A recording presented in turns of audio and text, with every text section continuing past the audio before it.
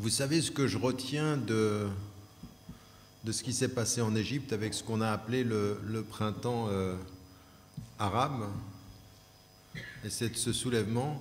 Je retiens une histoire, moi. L'histoire en fait, de mon cousin qui avait participé. Il faisait partie de ces jeunes médecins, 29 ans, Hafiz al-Qur'an. Il vient de terminer d'apprendre le Coran par cœur. Il est médecin. Et puis, à un moment donné, ils sentent que le vent change parce qu'ils étaient dans la rue. Et puis qu'ils se mobilisaient contre le gouvernement de Moubarak. Et ils étaient maintenant en train de se mobiliser contre ce qui allait devenir un coup d'État. Et qui était un coup d'État. Et qui est la réintervention de l'armée. Et à un moment donné, lui qui était...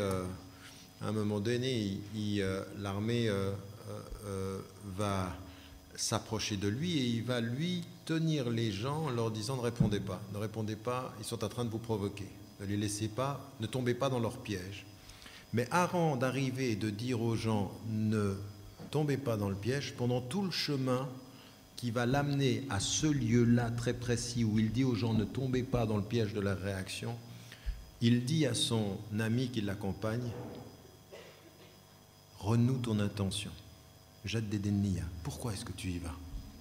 Tu y vas pour leur adversité ou tu y vas pour lui? Tu y vas pour tes principes ou tu y vas pour leur combat? Tu y vas pour leur haine, pour faire face à leur haine, ou tu y vas pour ton sens de la justice? Tu y vas pour Dieu ou tu y vas contre les hommes?